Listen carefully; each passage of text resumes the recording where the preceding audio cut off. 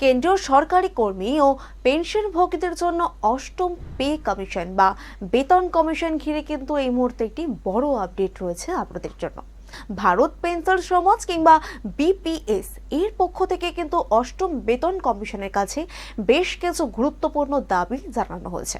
এর মধ্যে রয়েছে ন্যূনতম বেসিক পেনশন অর্থাৎ ৬৯,০০০ টাকা কিংবা ন্যূনতম পেনশন যদি ৪৫,০০০ টাকা করার দাবি, এবং পাশাপাশি ৩.৮৩ ফিটমেন্ট ফ্যাক্টর অর্থাৎ প্রতি ৫ বছর অন্তর বেতন ও পেনশন পুনর্বিবেচনা কিংবা ডিএ বা ডিআর এর ত্রৈমাসিক হারে সংশোধনের দাবিও কিন্তু তুলে ধরা হচ্ছে।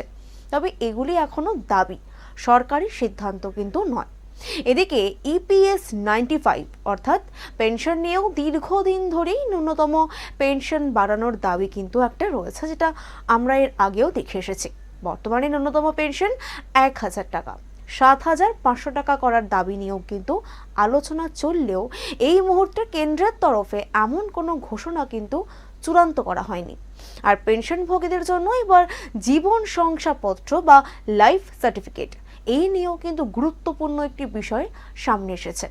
বিদেশে থাকা কেন্দ্রীয় সরকারি পেনশনভোগীদের ডিজিটাল লাইফ সার্টিফিকেট কিন্তু জমা দেওয়ার কথা তুলে ধরেছে বিপিএস বা ইমেলের মাধ্যমে যাচাইকৃত লাইফ সার্টিফিকেট গ্রহণের সুবিধা, বা এই সুবিধাও কিন্তু চাওয়া হয়েছে।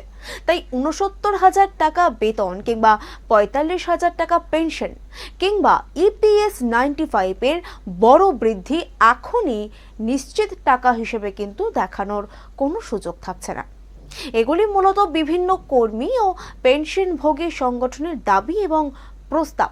অষ্টম বেতন কমিশনের সুপারিশ এবং তারপর কেন্দ্রীয় সরকারের অনুমোদনের পরেই কিন্তু এই ছবি চূড়ান্তভাবে আমাদের সামনে প্রকাশিত হতে পারে। তাই এই মুহূর্তে অষ্টম পে কমিশন বা বেতন কমিশন এই যে বিষয়টিকে গ্রাহ্য করে নিয়েছে, বা এই বিষয়টি গ্রাহ্য করে যে পেনশন কিংবা বেতন বাড়িয়ে দেওয়া হচ্ছে, যে দাবিগুলো তারা তুলে ধরেছে সেরকমটা কিন্তু একেবারেই নয়।